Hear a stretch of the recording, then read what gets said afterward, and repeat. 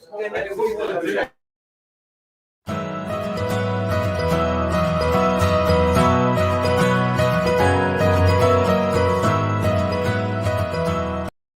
the video clip, and let's see if we can go live.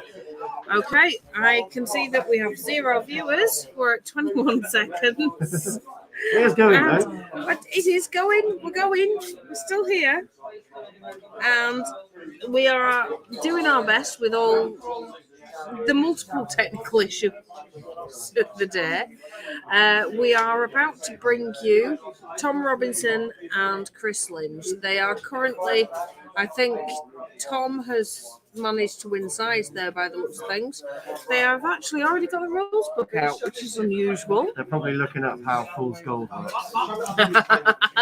So, scenario is Fool's Gold.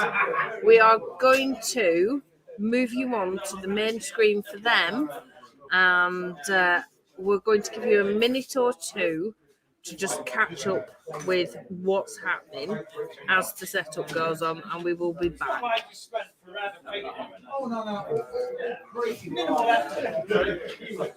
Three colours.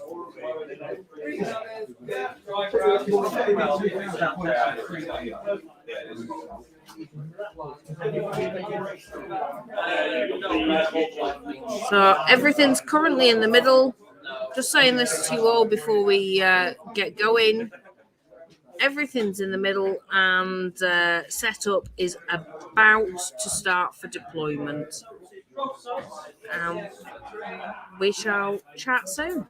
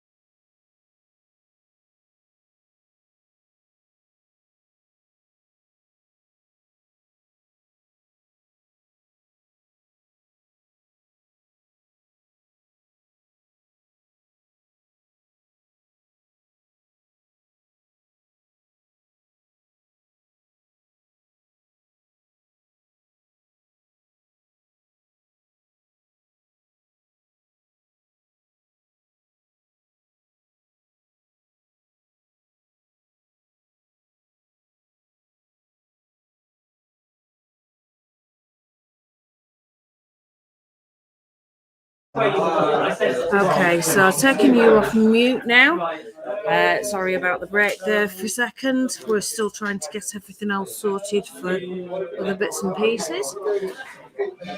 Right, so Tom took first turn, and now it is Chris coming across the table.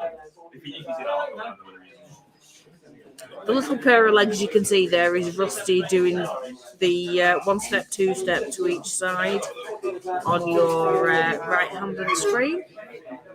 And my co-host will be with me in a second.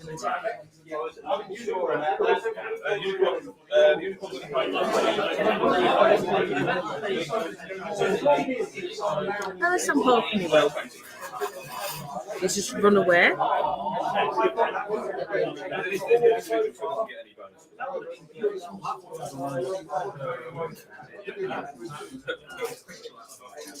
Right.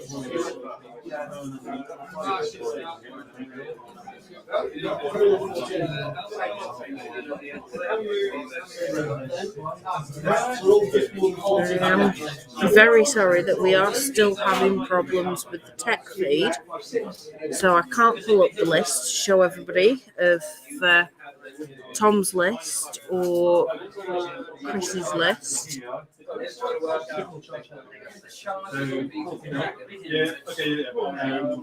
So I am sat here trying to figure out what is currently charging each other. So I am going to just quickly pull out my telephone.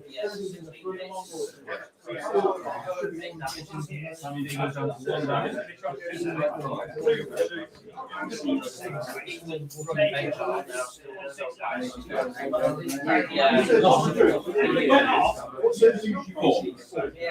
rerun one fail with us.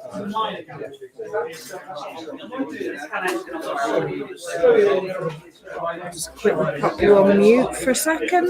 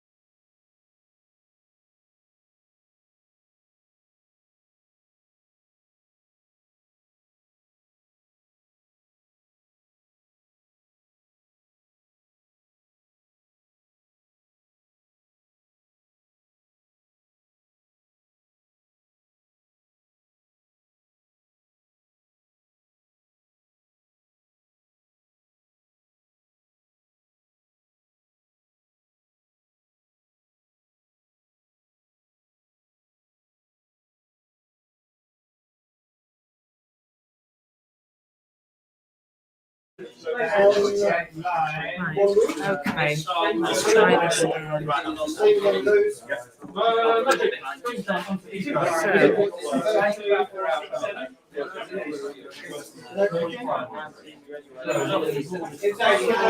So Chris Lynch's elves here versus Tom Robinson's nasty, horrible League of Rodia, which people have seen him use for a while. I am sure that somebody will come and join me shortly, but that is Tom just moving across. Really? So we're on to turn 2 already. I'm very sorry that I was looking at lists during that time. Oh, no, that is Tom starting to move. So this is turn 2.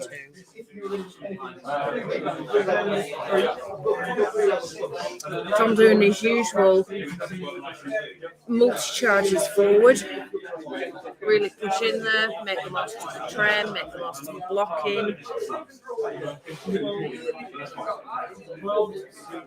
I think most of Chris's army is deployed off the screen here, which we've not had a problem with so far. So I shall just try and go across and sort it out.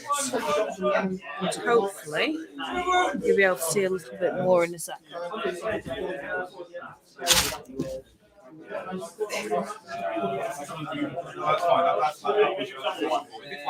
If it's like that or something, then yeah, but not.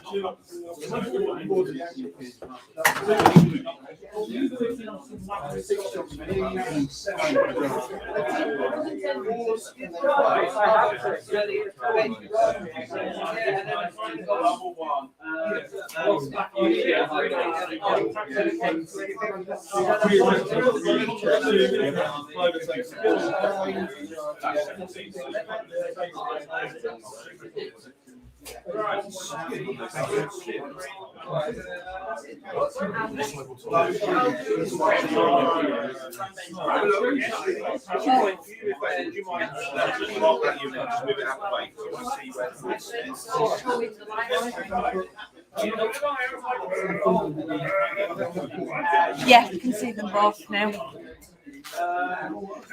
Sorry, everybody. You didn't need that cleavage shot of either of us as we sat down. At least it proves I'm dressed. Well, yeah, we're both up and clothed. Right. So, this is turn 2 for Tom. Obviously, doing his usual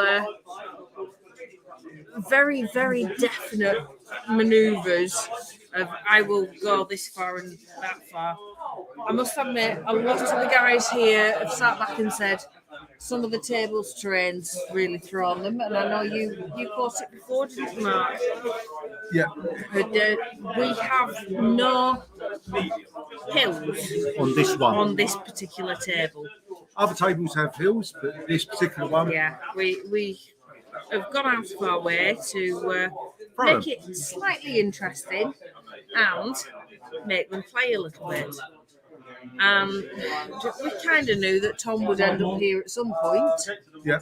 Tomorrow the table layout will be different again, so don't worry about that. It's not going to be dull and boring. But we're sat here watching Tom wiggle his measuring tape all the way across.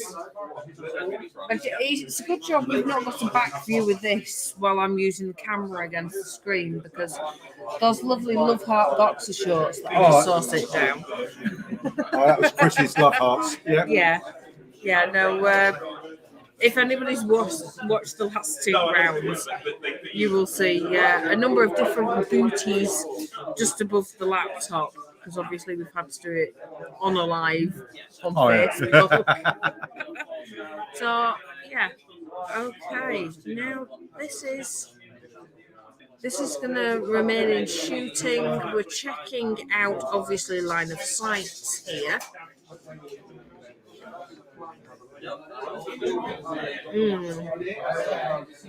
And I think somebody's making sure that he's getting himself into a spot where he's got enough cover from his own units to make sure that somebody can't shoot that forward out of the way there. Yeah. Tom's being typically Tom.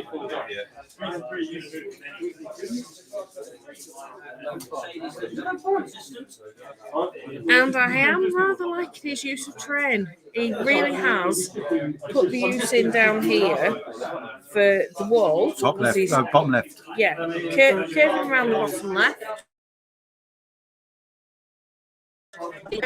That comes from the trees at the top and building. Now, I didn't think we had a third wall on there, but it does look like we have, unless that's part of the unit.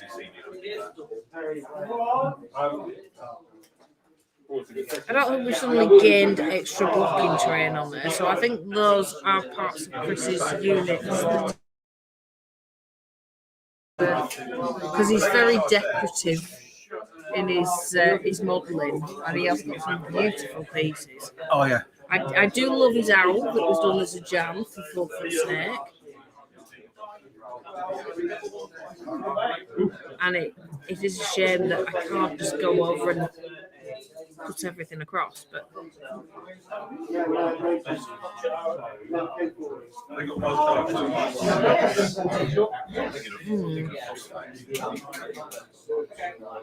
oh, he's making sure he's keeping himself in cover there, I think. I just heard a discussion about how far in and out of cover you can be to be. I take it that's flyers, those loads of different flyers over there. He's not going to be able to get that horde's flank. You've also got the that horde there. all right, yeah. And the flyers here. The flyers won't be able to see it because they're not into the wood. Oh, they're out of the wood. Yeah, they're out on the other side. You've got 2 units that are in there, but I'm not sure what they are. Shall I run across? I'll run across. Right.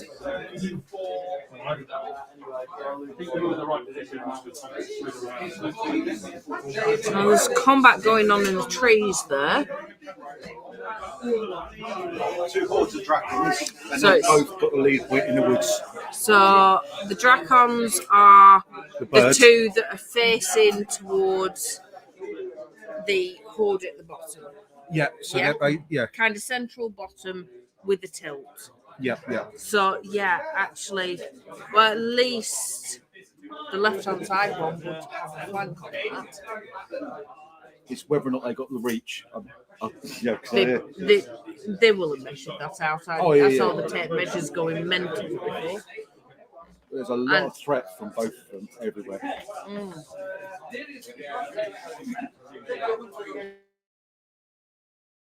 Right, and that'll be, I think, Both got a good amount of shooting. have.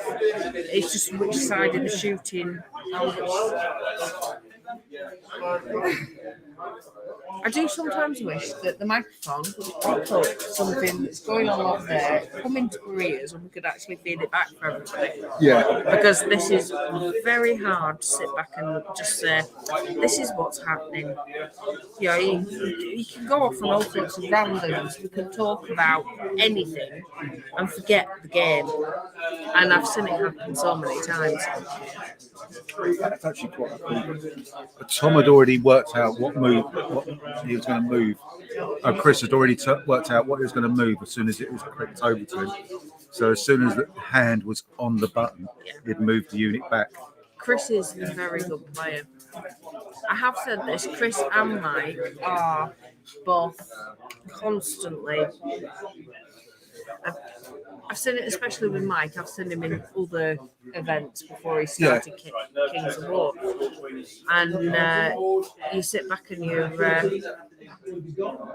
know that he's thinking it out. So both of these lads are giving Tom a run for his money. And Tom really is getting a run for his money. So 12 or 5.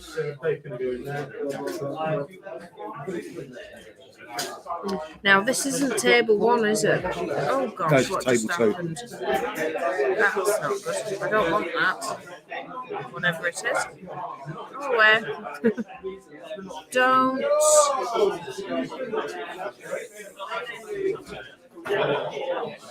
It's still saying it's live.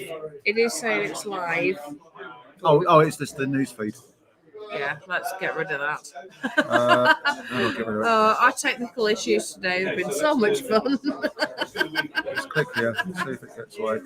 Oh, we've got 7 viewers, so that's just gone up since we last. There we go.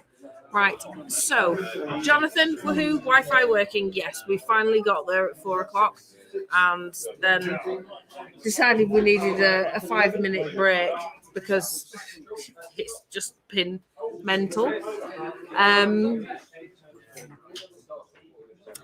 The armies being used, I think I did a quick recap. Elves and Rhodia. League of Rhodia. Yeah. So Tom Robinson's League of Rhodia and Chris Lynch is using his beautiful elves. And he's using normal elves, not silver. I know. I found that very odd because he's still taking a step back in time. But he's been playing silver most of the year. Sorry. Got the frog in my throat. Right.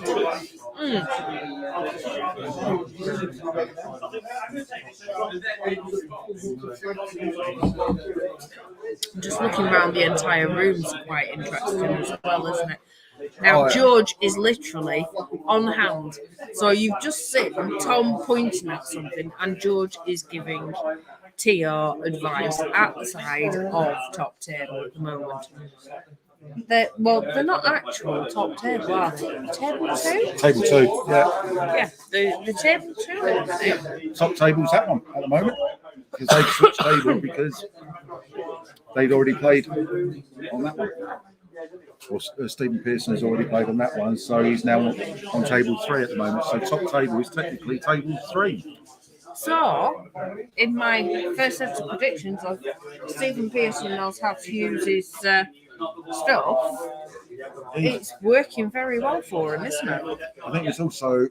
His salamanders are actually trashing stuff, and this is old salamanders, not new rules. I also find it interesting that essentially top table is 2 armies which are not that well used. Yes, Order of the Green Lady really is not that well used. It was the better of the Kings of War variants. Yeah. Brotherhood. Kings of Men. Brotherhood. Yeah, Brotherhoods that was used, but I suppose I really shouldn't band them together because Kingdoms of Men is a completely different one. Yeah. Well, it is and it isn't because it all pulls into one, doesn't it? It can. I know that there's many variants that we've got sat around the house. So, table 1 is Salamanders and Order of Green Lady. Order of Green Lady. Table 2, which we are watching, is Tom with his League of Rhodia and the fastly advancing. No, not fastly advancing. It's Tom that's actually coming in here from your bottom right hand. That is Tom coming in with his League of Rhodia, and Chris is Charging in now. Starting to charge in, but he's held back. Obviously, I know he's on second half of each turn because Tom took turn 1, but he's held back and made sure that Tom comes in first, hasn't he? He's making sure he's out of charge. Oh, yes. They really wants to dictate when he charges. Well, he's got that much flying, it would be stupid not to take advantage of any flanks he can get. Yeah. And having played Mike enough times and seen Chris in enough games, they have a very similar play style. So this might actually cause a little bit of flustering. I know we had flustering of Tom before. The Order of Green Lady is David Fletcher, who's playing that one where he's a pirate painting. And he's doing a fabulous job. He's done fantastically. He was actually on the previous table. And the first table was Steve. So we've actually featured the people that were on the top table already against other people.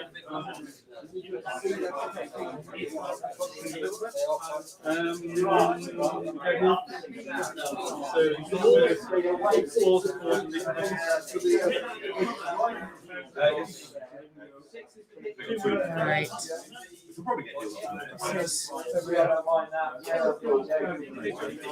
Sorry, I know my head's kind of on a swivel here for everybody, but I am still trying to figure out where things are going and how it works out to the table, because Chris is still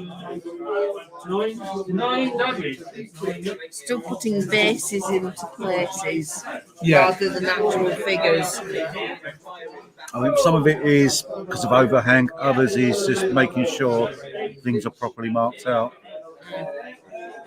Which is always good to see, and it's what you expect in a Masters tournament. At the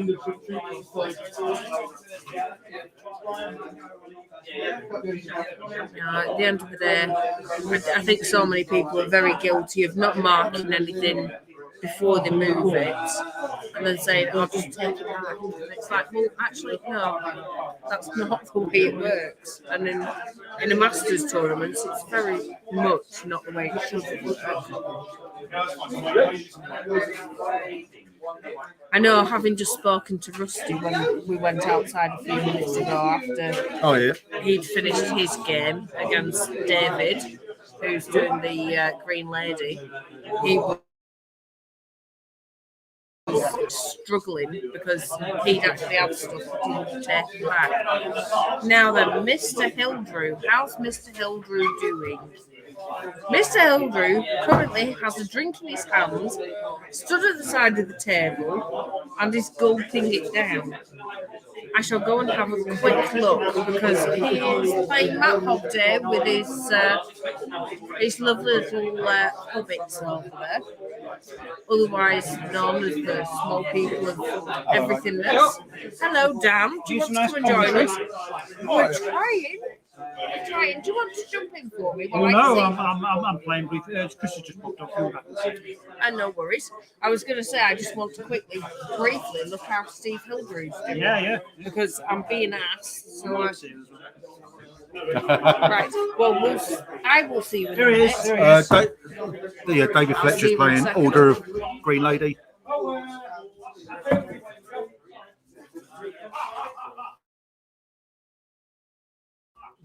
All right.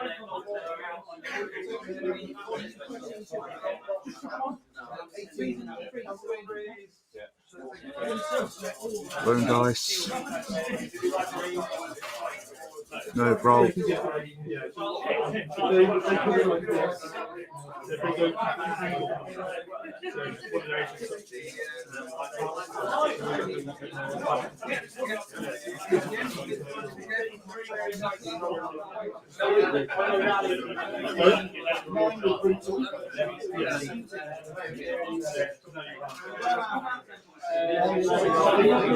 Shooting done.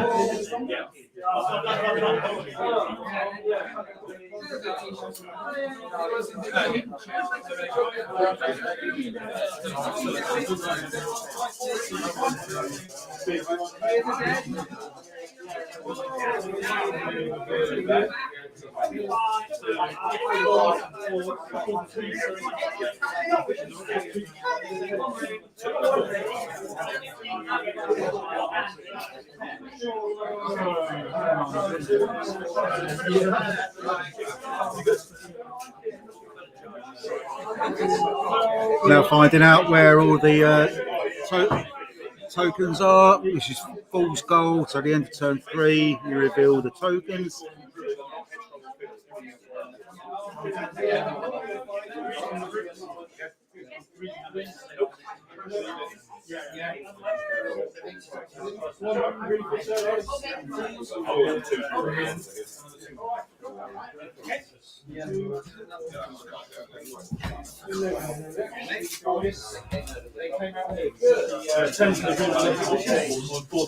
Excusing my swearing there. So I just made it into big so I could actually quickly see. Okay, well, let's see if we can do that for everybody, because I must admit, there is no point in us seeing more than them. That one. It's that button. There we go. There. You don't need to see us. We can try and talk you through everything if we know everybody's doing okay. The answer to how's Mr. Hildrew doing? He says particularly poo, but this game is improving. So there we go. He's had poo tournaments so far, but is improving. Right, back to what we can see. Big horde about to shift across.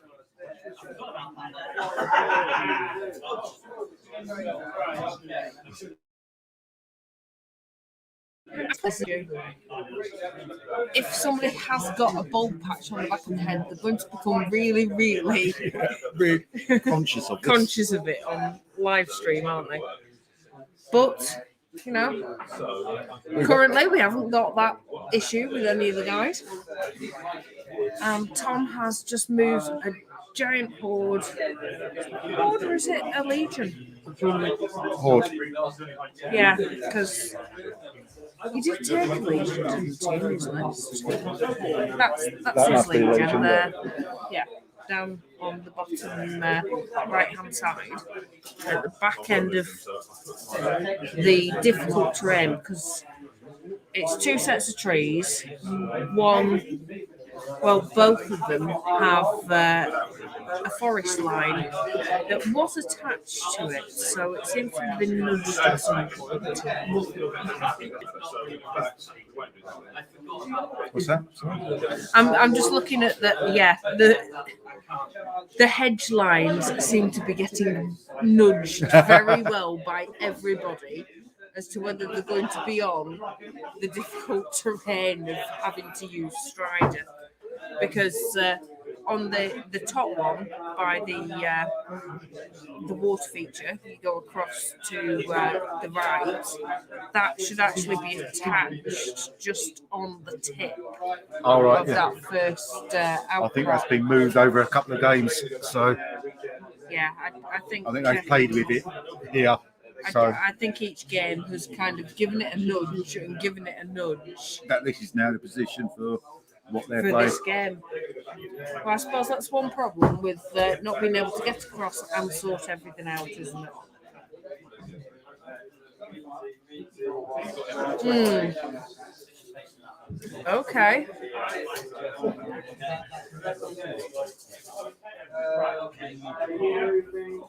Tom is setting up a flank at the side of that hedge, and he's lining that up to run in when he overruns people from the flank. So he's either expecting to be wiped out or he's going to disengage and go across.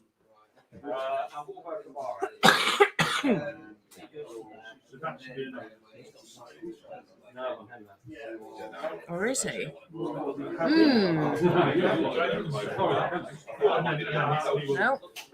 Yes. Yes, because he would still.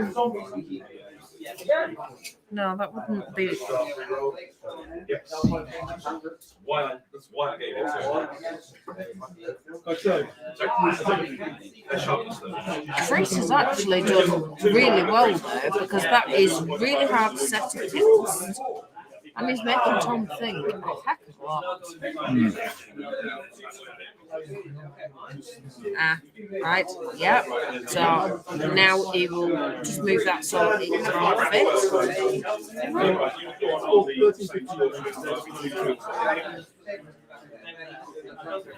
Tiny smidgen.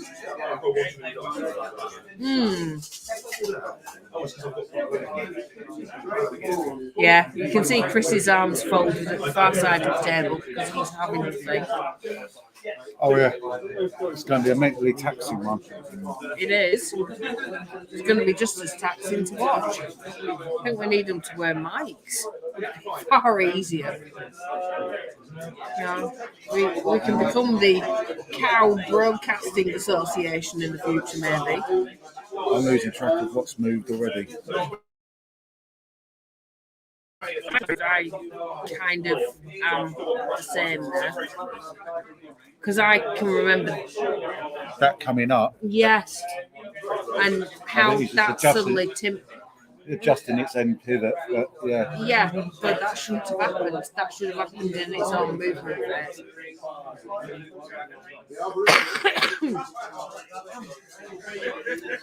I'm going to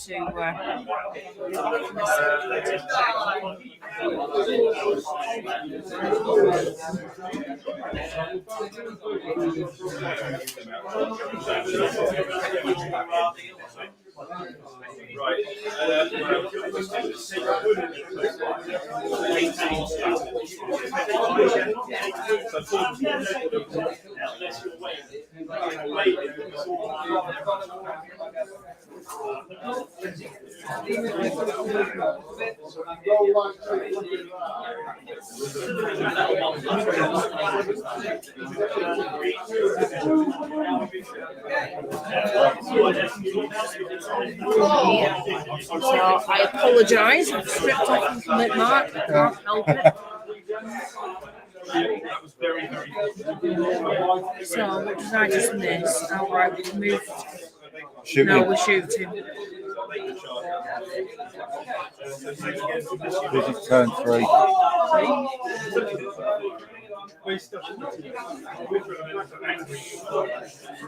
It's 3 sixes. Because none of the things are revealed. And Rusty's still doing his sidestep two spin. Oh, I do love watching the little feet off the side. It's quite fun.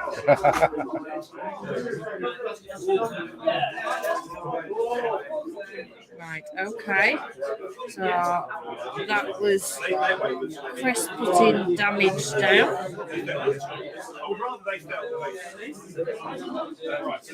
How much has it got? Just going to have a quick look at the back side here. And see what we've got there. So around the back end of that.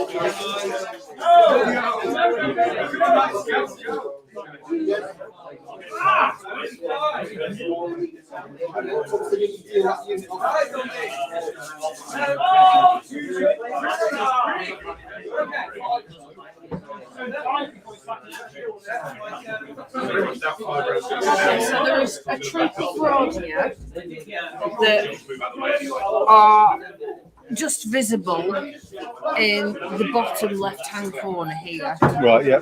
And there is nothing else. That's dead pile. Oh, right, here. okay. And each of these dice are also all looking to be wavered. Okay, yeah. So Chris has just taken a particularly hard-hitting, ouchy nastiness. So George standing by him earlier, standing by Tom, and causing the many double ones, is required again now for Chris to have good luck. So we're just saying, George, you've just come back. You know when you went and stood by Tom and he got double ones, it's currently required because he's virtually wavered the entirety of Chris's It's looking. line. I saw that. Yeah. Yeah. Yeah, we couldn't tell what was happening there because we could see the wound counters, but we can't tell how far the wound did. Yeah. And also, we couldn't tell what there was at this side and whether this was coming on, going off, what. And that's a dead pile. Yeah, that is the dead pile. So that's a bit of a shame. It's going to be, I think, all about what the Drakens can get and kill. Tom's got a lot of stuff there ready to pounce when the Drakens come out. And I think Chris is waiting for the right moment, but it might be that Tom won't give him the right moment by the looks of it. Well, Tom's not renowned for giving anybody a moment. Indeed. So, yeah, best of luck there with that one, Chris. But, yeah, if ever there was a point for you to go and stand by him and let him have double ones, this was probably it. You'll see my feet appear in a minute. Yeah, well, it all depends on Rusty's sidestep, two-step. It's still going on over there. Rusty, unfortunately, I think you were right. Ed took off a unit of logs before they were halfway across the table.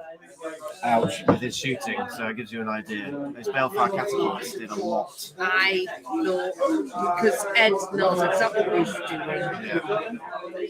But, you know, this is what we have with predictions, and we haven't made those public on here, but yeah. Oh, if round 3 goes as well as round 2, I might start making my predictions. I did very well. You did do very well. And I was one better. Yeah. Which is a miracle. Yeah, Dan got an inroad into Chris Walsh. So that's looking good for Dan at the moment.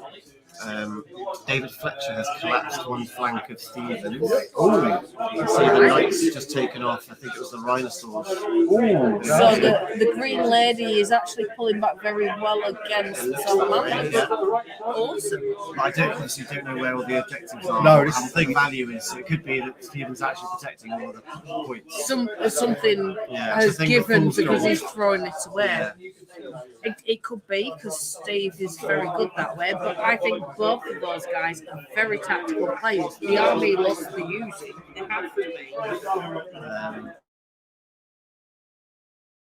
Don't have problems. John has caused problems. It's John.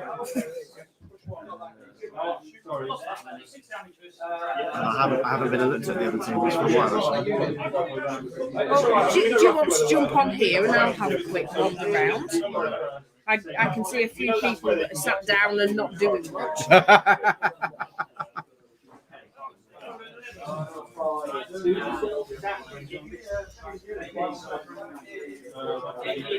So they both got their trap set. It's Yeah. Who gets to spring their trap? Well, those waivers are quite big because I think the flyer over here on the left, far left, and the Silver Breeze were looking to mess up the shooting battery that Tom's got set up. But those waivers will make that impossible.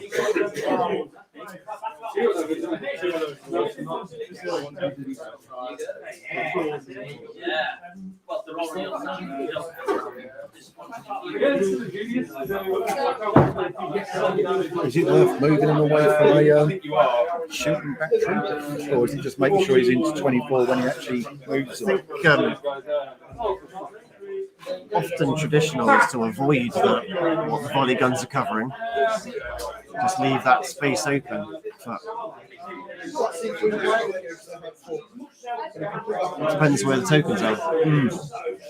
Can't always do that. We've got at least 1, 2, 3. I think that's a token up here. Could be, yeah.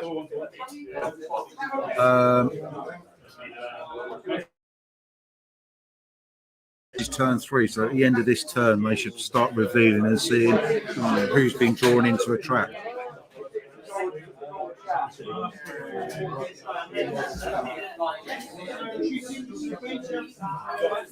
look like a good roll. Because if these are worth points, Tom's got a lot between them and Chris. but Chris can just jump them. And Tom's basically got to back off or turn around, and there's then the merry-go-round of. I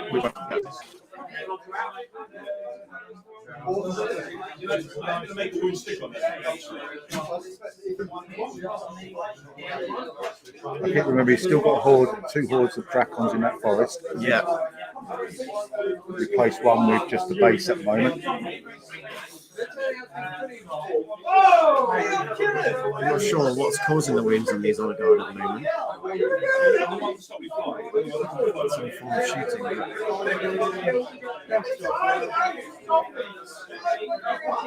Was the dragon got breath? That was noise. Yeah.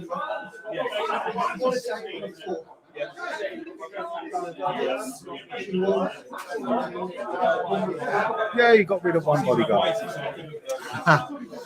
Yeah.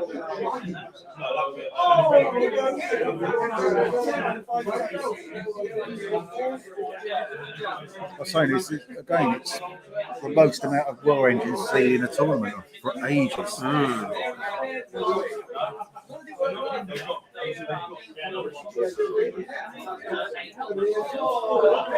there goes the troop.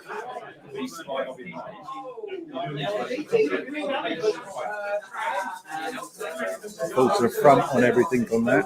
It's good for Chris, but dragons can only kill two things, and then the Nighthawk is still there.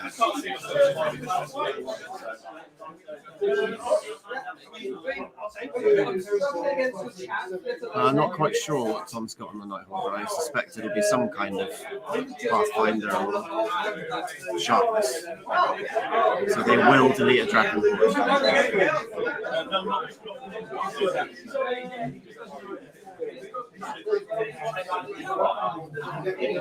I think Chris just realised his mistake. He picked up the base, which was his units, to measure someone else's base. I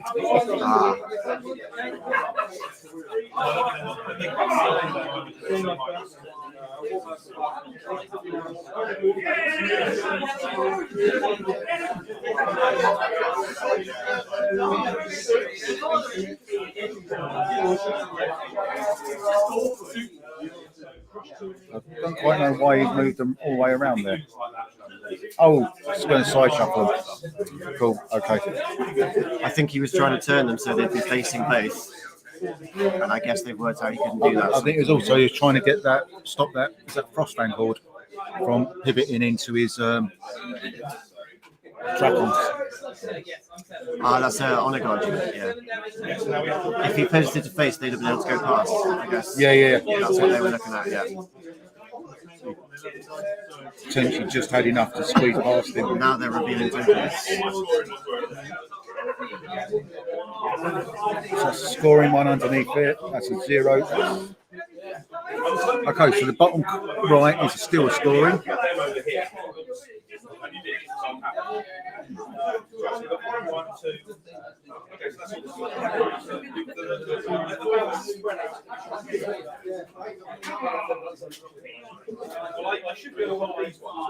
I figured I'd give you all the way. Right. Well, there's some pretty close games out there for second. You sit down, I'll go have a mooch. Cool. Yeah, feel free. I would particularly suggest let Grant and John have some space for each other for a second, so don't go near them, because it seems quite tense there. Poor old Steve is he's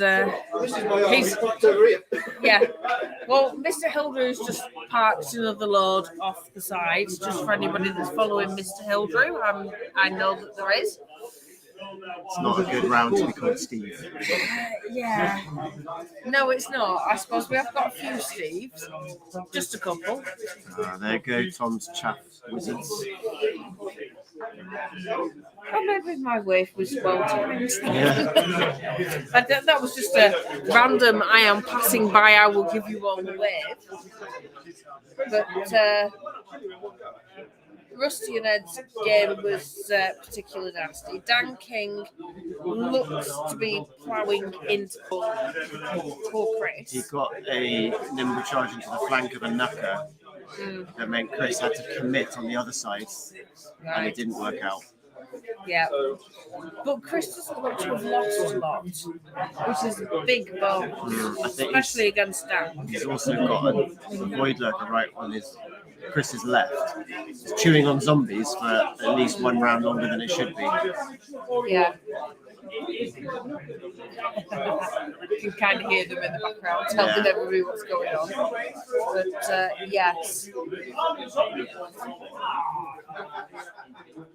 These Krakens are still going, which is something. Yeah, they take a long time to chew through. They do in the dark, depends on who you listen to. Some people seem to throw them away way too easily. Nick's game against Rob is exceptionally tense, I will be honest, having looked at the table. Very, very close, and definitely nothing clear.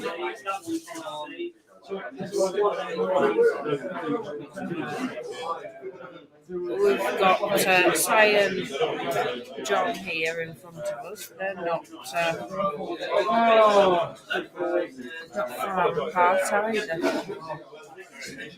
But nobody seems to be taking notice of the objective counters here. John's put all his in the other half so he can fly out probably. There's two low heels off the table though. The game of Mike Smith and Andy Marshall is very balanced at the second, and Andy thinks he's got the upper hand, or at least that's what he was telling me.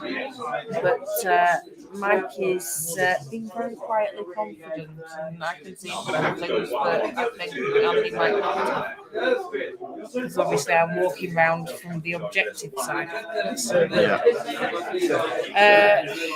Bob's game at the bottom. Well, Bob made a mistake early on and lost a horde of earth elementals to a flank charge from a chimera, which meant that there were two chimeras around Bob's flank, which won't have been fun. No, I haven't seen what happened since then.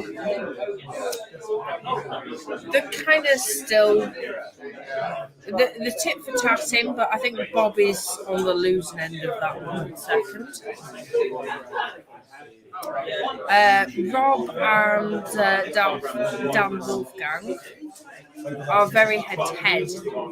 And the thing is, they are both trying to outthink each other on each other's clocks. And I reckon they will run out of time before the end of term 4. Okay. Because neither of them picked up the objective, neither of them done anything. That's still ongoing. And I know Mark's still walking around doing all that commentary. We ought to get back to what we're doing. Because I can see Mike Lynch is sat there with his... Chris Lynch is sat there with things. And he's just taking more wounds, poor lad.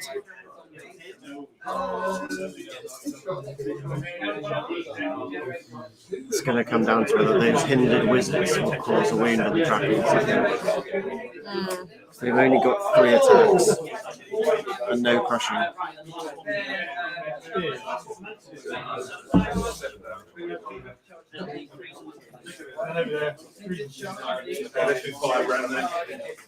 That's annoying.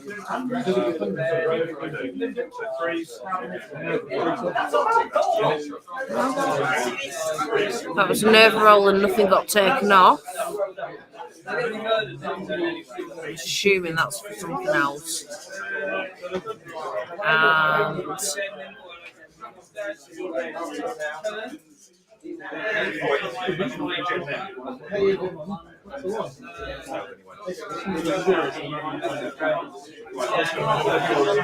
I know from the other perspective of being a person watching these streams, it's really easy to sit back and say, I would love to hear what was going on. Yeah. But as the person that's actually sat here trying to send the stream across, so would we. Yeah. It's very hard to tell sometimes. It certainly is. Because some of these things, it's like you suddenly see one or two dice, but you can't see the whole board. You don't know if that's going to be a nerve test or whether that is actually just a 3 dice roll for something. Interesting to me is the Palace guard just sat at the back. I don't know if they're actually dead, if they got volley gunned or something, but they're not affecting the game very much back there, unless they're just sat on a 2 and that's what Chris has decided to go for. I think Chris has got a rather large dead pile. Right. But they may be sat on a 2. I can quickly go over and check them, to be honest. Okay,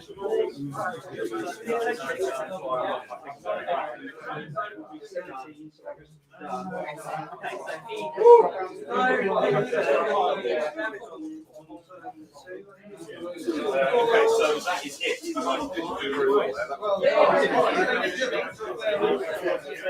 No, this is very damaged. He can't go and shift. Right. He ended up wavered.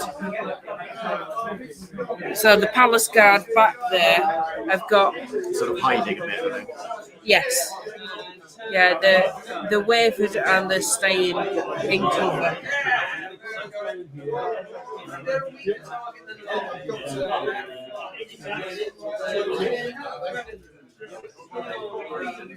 Your eyesight's obviously better than lots of ours because you're able to pick out what everything is.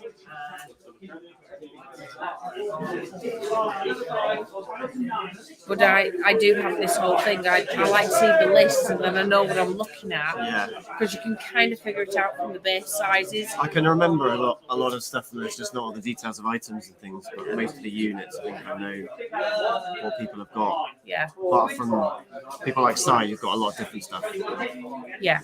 I remember some of it. Tom's list is quite simple.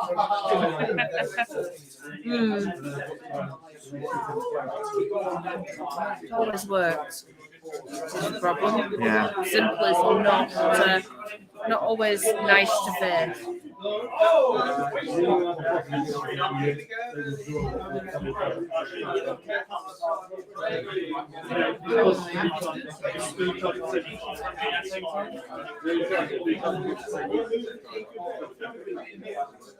wondering what happened with the wizards into the dragons. I didn't see any wounds on the dragons, so it could be that Chris was about to leap out and do things. This is entirely possible, isn't it? He's got his ideas. He's all in there with the measuring. But it's whether he's going to carry on being cagey because we've just moved up. Yeah. And who could blame him for being cagey? He's playing Tom. That's true. But there is cagey and cagey.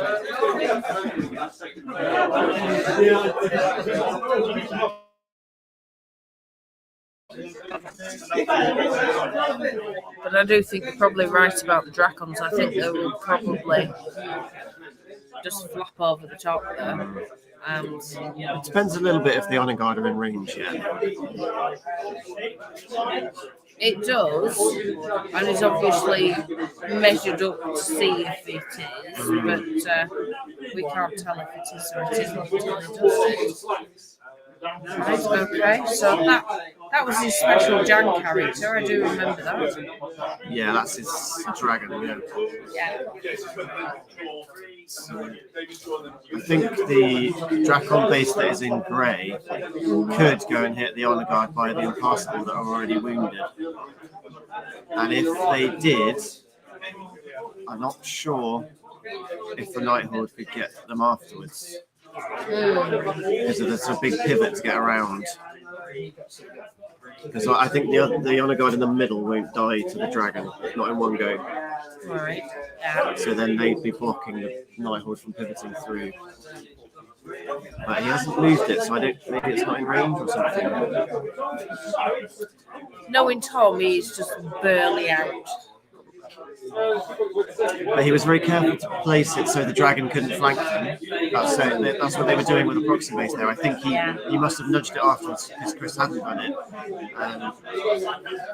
But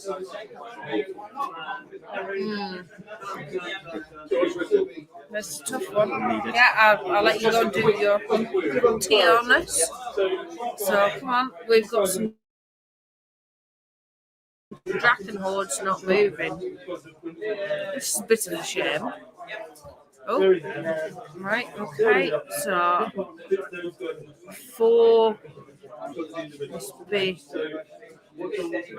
an all hit off again. One reroll.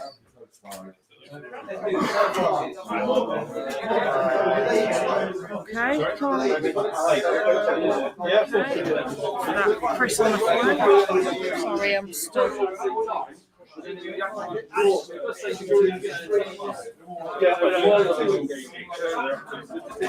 Right, so it's obviously shooting that's going on at the moment.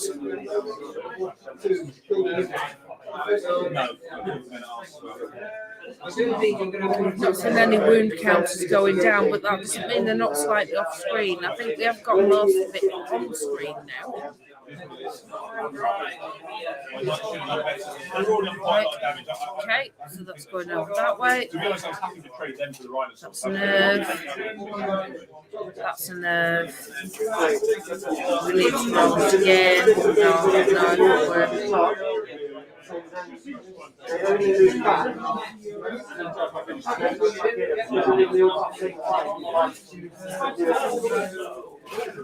Yep, okay. So it's like movement there. Chris is into hitting.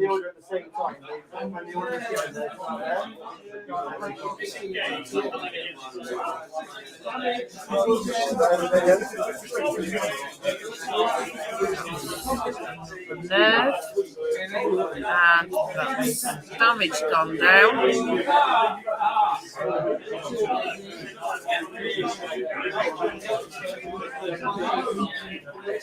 We seem to be rolling a lot of attacks now. We've gone on from shooting. okay, Dracons obviously mustn't be in I range. think the Dracons must be there. Ooh, well, there's an honor guard unit that's gone since I was looking. Yes. I wonder Yeah, what- that was shooting. What can have shot them? That's what I'm wondering.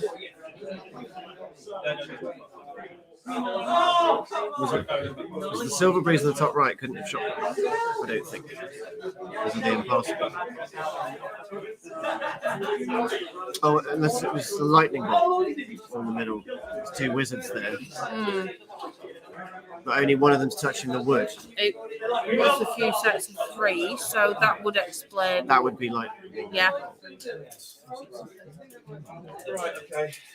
And then, so this is now the Dracons just getting rid of the chaff, I would have said. Since one's gone and he's now rolling a similar number of dice. Yeah.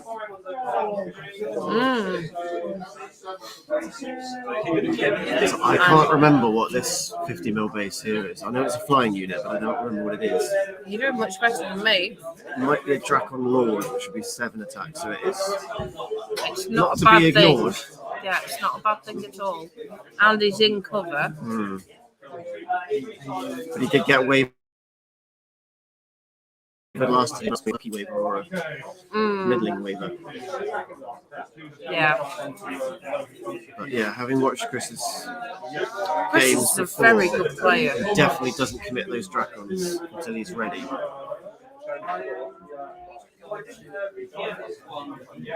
I can relate from both scores, having played Tom quite a few times and having watched his games.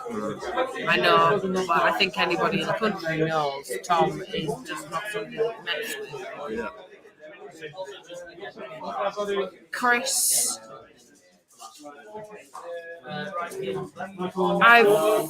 I've seen him play very well, and I've also seen him completely taken aback at armies that he didn't expect to have a problem with.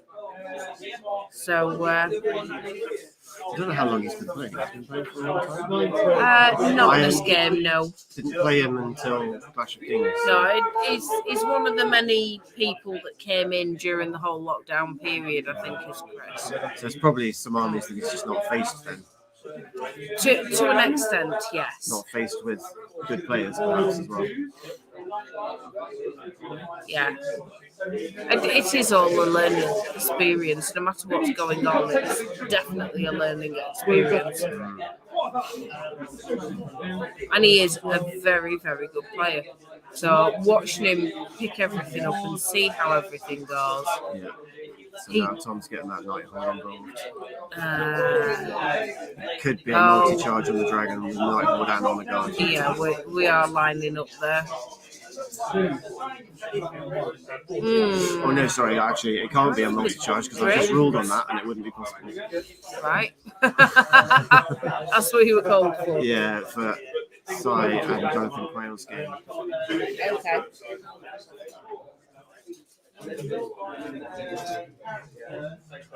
So he's committing the Nighthawk, but it does mean that he's not killing the Glade Stalkers in the middle. Because everything had to move across to make room. And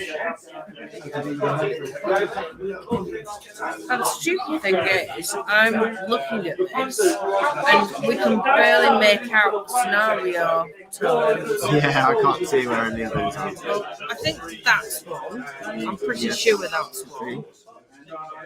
Doesn't help to keep leaning in and changing the focus. I think that's one. Yeah.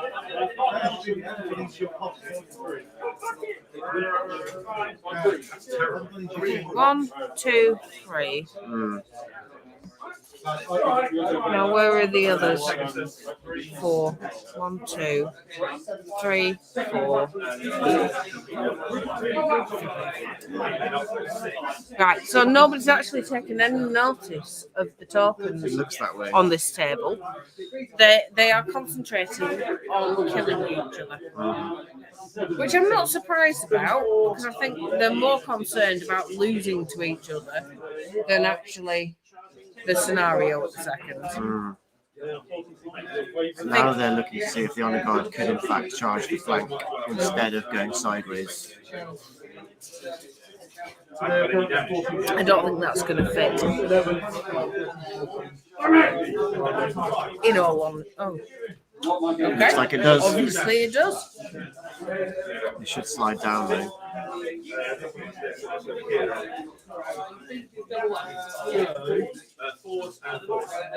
Not quite sure where they haven't slipped down. But... I know you can move through a unit to get, but So once you've contacted, you should slide to centre up, unless there's something blocking it. and that normally masters, these guys know what they're doing, supposedly. Well, I was talking to some other guys about this earlier. Whether as a TO you're walking past and you see something wrong, you should say anything. And the consensus was you shouldn't. So No.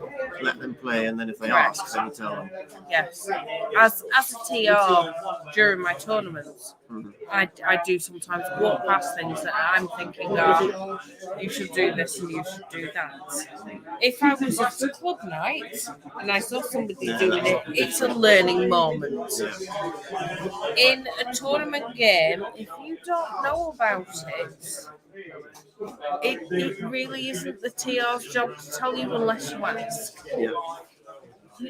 And it's very unfair in every which way, really, because you do kind of feel bad for the player that's having it used against them, because they're not going to learn anything because they've not even realised it's something they could do. It's actually to Tom's advantage to It slide is. down here because now he won't be able to reform those oligarchs after the Gladestalkers are dead. But so yeah, Well, it is Tom that hasn't slid. So at the end of the day, we can sit back and say, we know he knows what he's doing. We're not going to go over there and say, Tom, you could just move down a bit. yeah.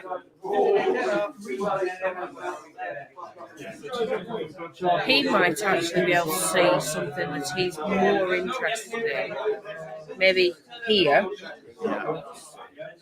Oh, it's the just other side that of the lake. unless there's something I can't see, he's playing the rules incorrectly. It's not a choice. That's the thing. My personal opinion is he doesn't want to slide over and have a possible flank from that just got taken off the table. But he shouldn't. It's not a choice. He's supposed to slide down. He is supposed to slide down. But I would imagine there's still a worry if you've got a flyer and you fly across and give a possible flank quite easily by moving just even further. It's like the volley guns have solved the problem. Oh yes, they definitely did. Somebody wasn't very happy about that because that got whipped off very quickly. Yeah. And I can't say I blame Chris because I think we all get those. Could be Dracons versus the world soon. Yeah, elves are becoming particularly nasty in the next set. I have seen a lot of elf lifts already.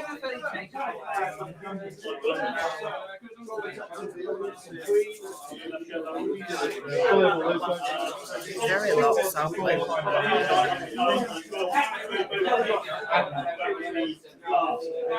We're rolling here, do you think? There goes the dragon.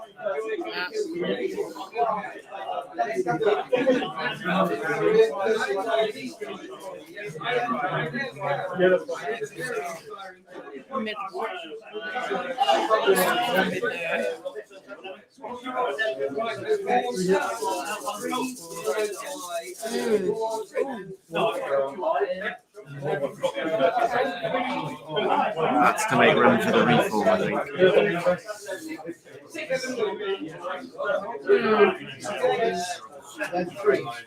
No, I still Here we go. I think Tom's been a bit cheeky there. I think Tom's always cheeky, but that's Tom.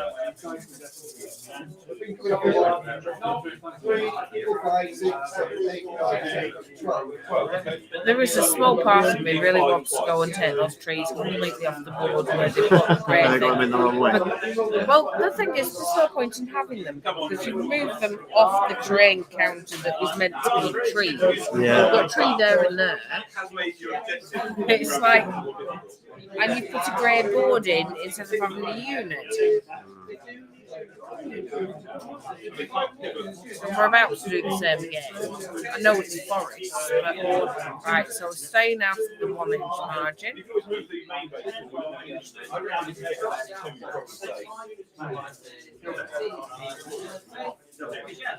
Yeah, I think Chris is disputing the reform there. Quite rightly. And yes, as you say, Tom was being very cheeky.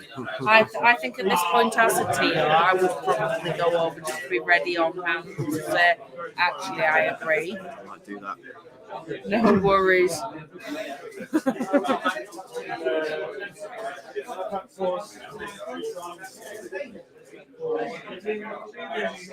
So George is just going to make sure that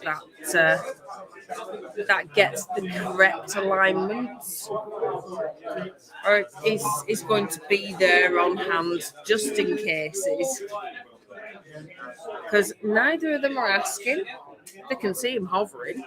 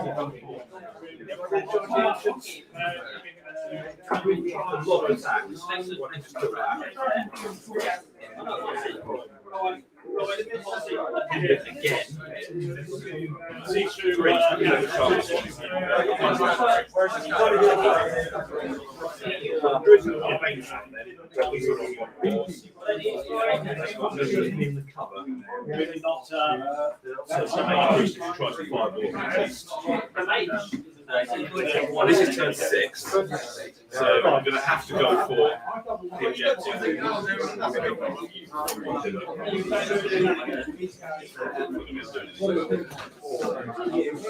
Okay, so the ruling's obviously gone against things there. We can see that Tom has been manoeuvred.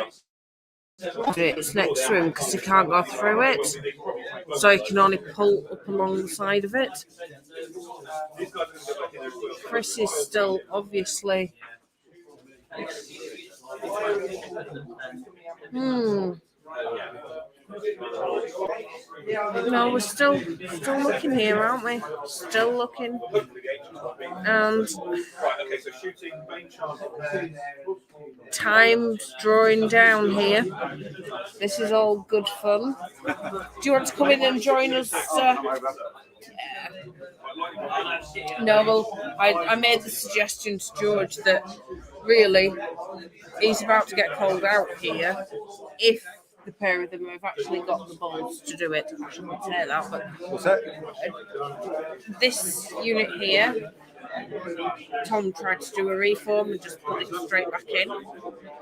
But there was a call. George sat there and said, well, actually, it's not lined up to be able to do it.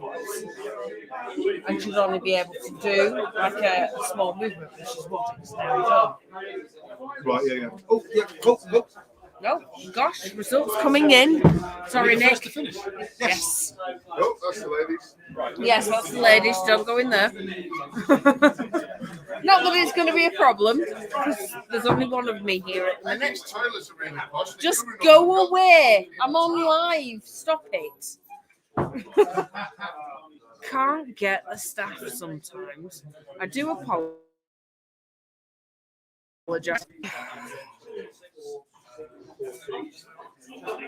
Right. Okay, so we're marking up where the Dracons are going to be now.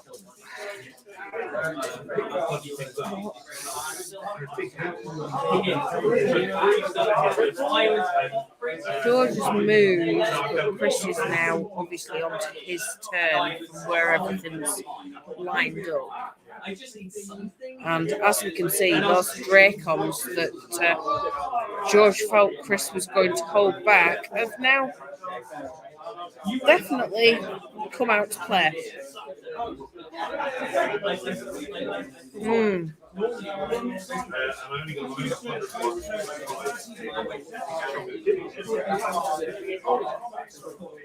You're not getting near an objective. Okay.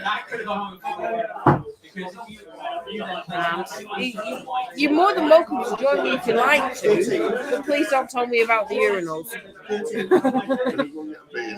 Yeah, of course. You can come and tell people about what's going on the stream for me if you like. Right, here we go.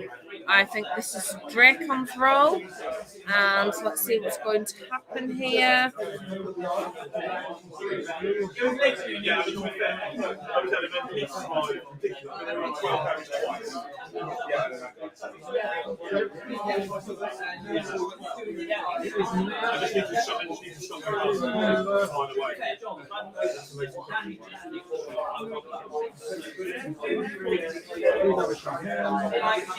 Okay. And again.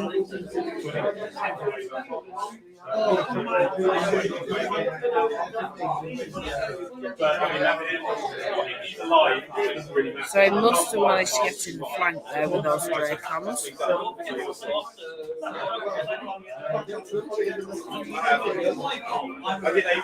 Nerve and reform. Yep, so a very good call from Chris, really. I don't think George got asked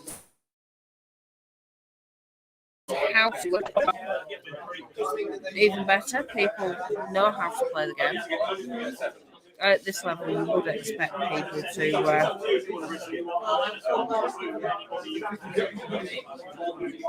do what's needed. Right, okay, so now I think this is the Dracons again, actually, the other set into the front of the horde on the lake. Yes. And then I think it's going to be followed by the horde here. I think this is the horde taking.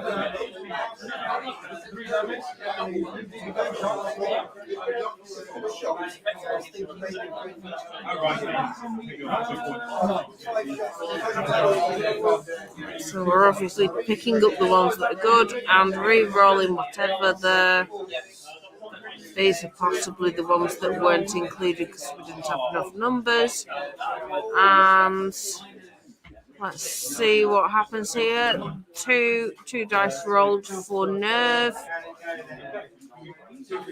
No re-roll of that, so obviously Tom's managed to keep this horde down here. He's lost the one that we thought that you'd go for when you went across George. So There goes the battle shrine. Mm-hmm. So the volley gun's going to try and clear out the power sky. Definitely looks that way. Yeah, they managed to sort it out themselves. As required. I thought they probably would because they're not little boys, but you know, at the same time, it is worth being there just in case. Because it, especially with somebody who's not been in King's War for so very long, how often you come across this kind of scenario? Yeah. Yeah, reforms are often the place in the game where things go wrong. Things just aren't quite as tight as they maybe could be, and therefore you get small advantages gained and things. And as you were saying before, there was an advantage to be gained by Tom not moving himself alongside something, and that wasn't taken on board. Yeah. So he did spot himself as to where he wanted to be. Nick Davies just wondering what we're doing in there. So that's worked out. That we're actually live here on the camera. My gosh, we're actually not filming ourselves. No, otherwise he would have just come and stared his face. Well, that would have been quite funny. I could have done that, but everybody else won't be able to see the board quite so big. So it does make a difference not doing it. Are you okay if I have a wander for a minute? Yeah, go for it. I don't want to leave you to this on your own, but I am quite aware that somebody I know has finished the game and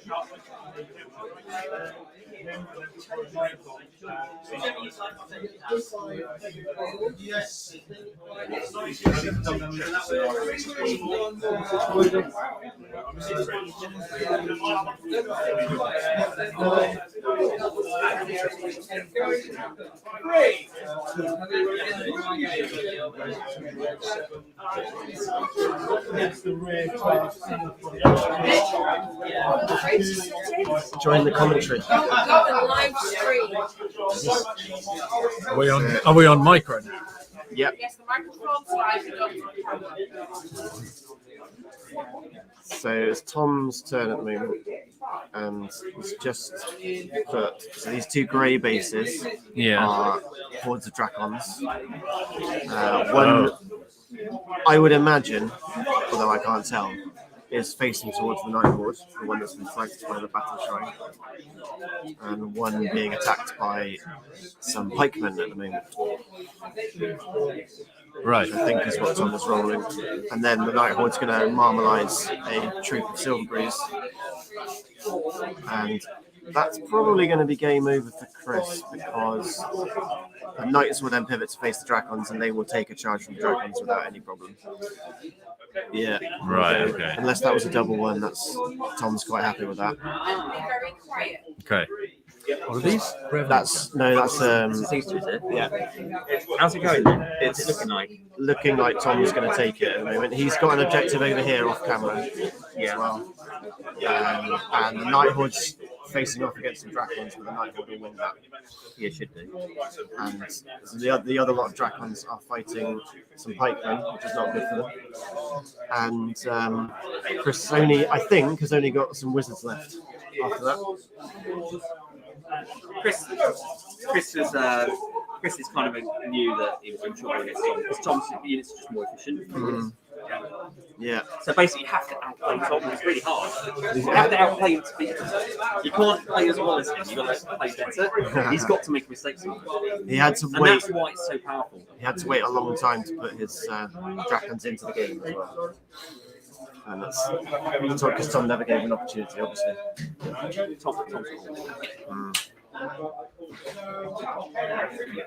Frankly, probably. I think I'd hate Chris Sabita would probably have to do a similar list. I've never played him, and I'm not particularly keen to change enough. that.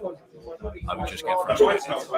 Well, I've played Tom 3 times and only lost once so far. But at least one of those wins was very lucky. Okay. Don't forget your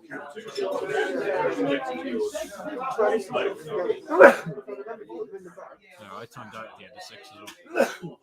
Timed out. But what? Yeah. Too many flanks, too many dice. It was right at the end of my turn 6. Like, I had a charge reaction to do, or like a combat result reaction to do.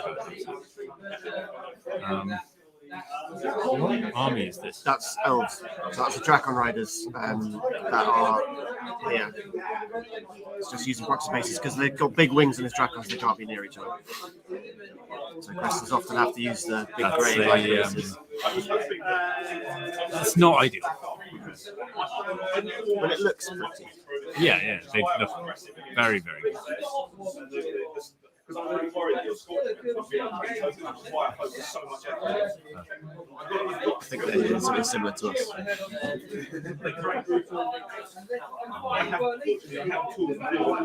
A few dice being rolled. I think that's some elites or some vicious being rolled. Unless you're fully paying attention, that's He like seems to have killed the pikeman, or he's thinking about killing the pikeman. No, they've got it because we just sort of dance around things. it's like there's quite a lot happening all at once, isn't there? Unless you've watched the whole thing, it's hard to work out Yeah. all of the things that have gone on. So this is a horde of knights. Yeah. And I this think horde of this pikemen. is Chris doing some lightning bolt from these guys here. There's 2 wizards in the middle there. Yeah.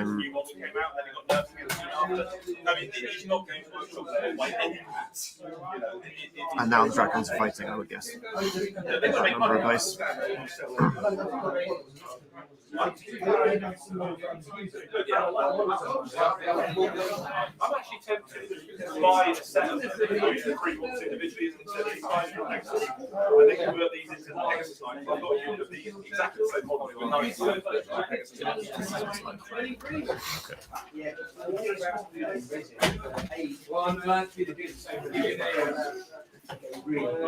So yeah, Battle Shrine was one shot. Not surprising. Yeah, fair enough. But it's going to be about the placement. I think it was about like Christmas Carnage 2017, maybe, or even 2000. No, it can't be 18. 2017 perhaps was the last time I fought against Dragon Riders. So I They quite made a resurgence when they were no longer irregular. quite literally have no idea what they do anymore. They fly. What do they got? Crush One, Thunder One, or something? Crush One Thunder, yeah. The big difference was now they're not nimble from back then. Oh, so they got the same treatment as the Alohi as well. Oh, Yeah, they got the same hello. treatment. So it looks like Chris is facing away from the Nighthorde. He's sacrificing one lot of Dracons to go off and get an objective with the other.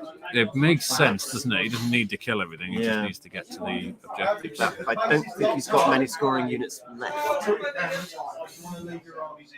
I mean, but does Tom have any scoring units left either? He's obviously He's got, got, he's got a unit of mounted sergeants off the edge here. Okay. Saw that earlier. Cameras inside the building, outside the building. Right. So those knights, I mean, is that a hedge as well? Is it? That is a hedge, so they might be hindered. And it's a little hindered charge. Nice. Bob's dice were that terrible. He's bought some new He's ones. just gone and bought some new ones. They were devastatingly bad.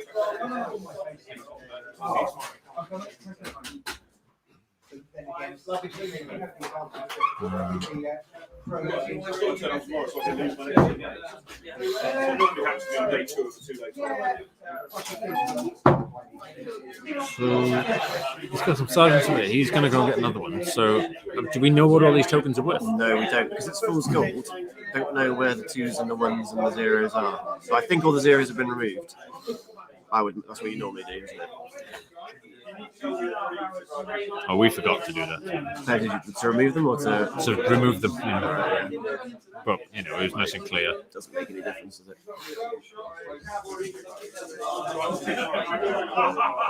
I mean, the dice discipline on the board is triggering me a little bit. I've got to be honest.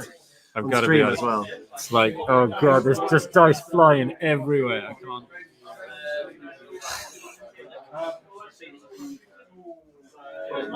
This looks like super tight game then. It's very close. There's a lot of dead stuff. Tom will be winning on attrition slightly. But 2 Dragon Hordes, maybe not at the moment, but this one is probably about to die. it is a hindered charge. I imagine they've got Caterpillar or something on them. There's a Night Horde.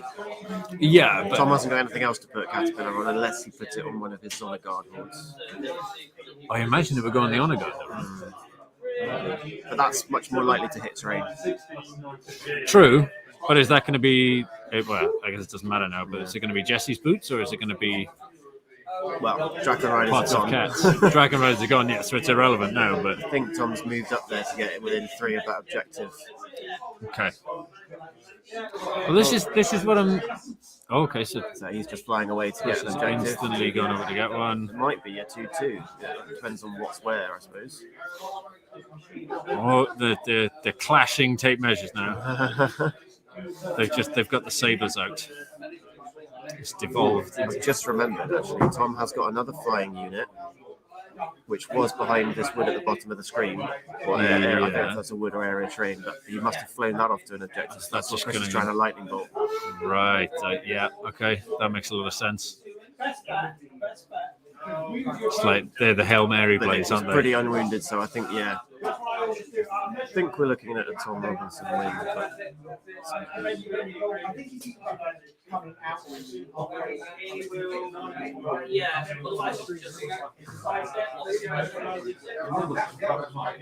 this is Chris's batch. I think he's got 3 majors, all with lightning bolt 5, and 1 with the boomstick. Right. Okay. So we've got the lead fellas going. Is he the kind of person that does them separately then? Yeah. There we go. That is game over. I would imagine as Chris has only got one scoring unit, that's going to be a win for Tom. Okay. So now we can zoom out the camera above a little bit to see the whole board? No. Otherwise we would have done. Yeah. Well, we don't need all of this, right? Can we rotate it? It is as far in the table as possible. Oh, so we're seeing it in reverse anyway, right? Okay. Yeah. So we will leave you with that today. And we'll be back tomorrow to stream another 2 games from the second day of the UK Masters. Right. Hope Thanks, to see you everybody. then. Adios.